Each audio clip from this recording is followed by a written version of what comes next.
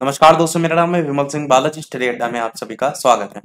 कल 18 अप्रैल 2024 को मध्य प्रदेश हाईकोर्ट की तरफ से एक फैसला सुनाया गया एक याचिका को लेकर के। वह यहाँ पर उसी की बात करेंगे और इसी को लेकर के न्यूज भी प्रकाशित हुई है, आगे उसकी भी बात करेंगे।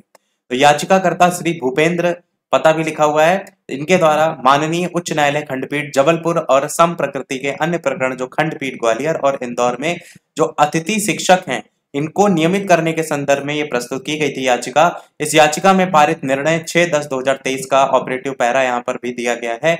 उक्त निर्णय के अनुक्रम में याचिकाकर्ता के द्वारा अभ्यावेदन प्रस्तुत किया गया था कि याचिकाकर्ताओं के द्वारा अपने अभ्यावेदन में यह उल्लेख किया गया है कि वे शिक्षक पात्रता परीक्षा उत्तीर्ण हैं और डीएड बीएड प्रशिक्षित और 3 वर्ष से लेकर 15 वर्ष तक लगातार अतिथि शिक्षक के रूप में पढ़ाने का उनके पास एक्सपीरियंस है।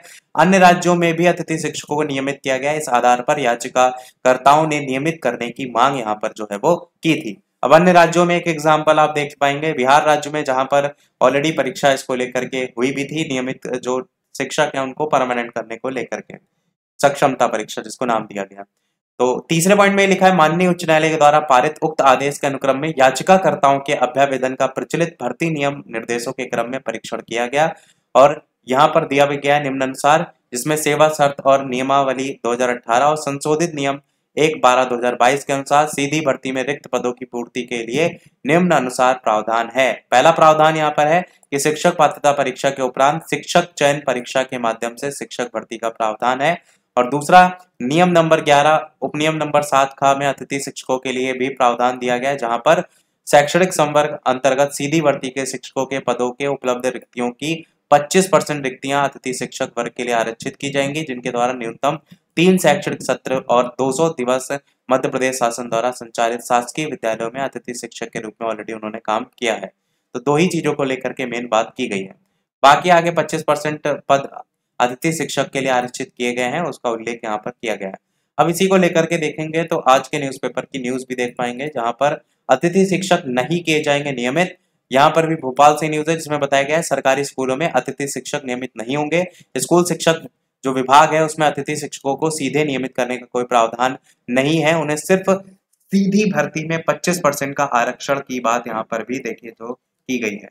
और साथ ही साथ अतिथि शिक्षकों को नियमित करने की याचिका पर हाईकोर्ट के निर्देश के बाद लोक शिक्षण संचालनालय की आयुक्त शिल्पा गुप्ता ने गुरुवार को यह आदेश जारी किया।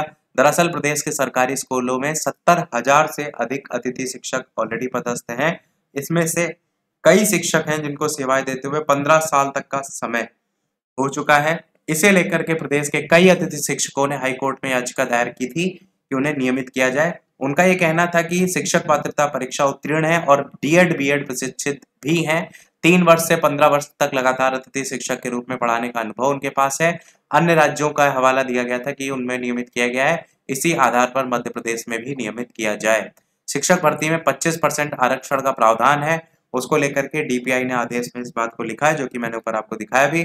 साथ ही साथ नियमावली की बात की गई उसको लेकर के भी यहाँ पर बताया गया है कि इसके लिए शिक्षक पात्रता परीक्षा के बाद शिक्षक चयन परीक्षा के माध्यम से शिक्षक भर्ती का प्रावधान है और यही प्रावधान लगभग सभी जगह आपको देखने को मिलता है।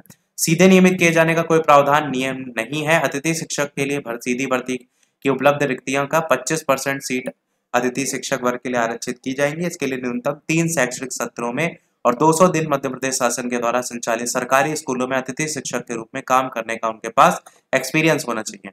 अतिथि शिक्षकों के लिए आरक्षित पदों की पूर्ति नहीं हो पाने की स्थिति में रिक्त रहे जो पद है उनको अन्य पात्रताधारी अभ्यर्थियों से भरा जाएगा। तो ये था इस ओवरऑल अपडेट में और उसी को लेकर के ऊपर वाले आदेश में भी बात की गई है और वही चीज यहाँ न्यूज में भी बात की गई है। तो ये जो फैसला आया है अन्य राज्यों में भी जो अतिथि शिक्षक हैं उनको भी प्रभावित करता है। तो यही था ओवरऑल अपडेट में। वीडियो लाइक शेयर सब्सक्राइब कीजिएगा। मिलते हैं अगले अपडेट में, तब तक के लिए नमस्कार, जय हिंद।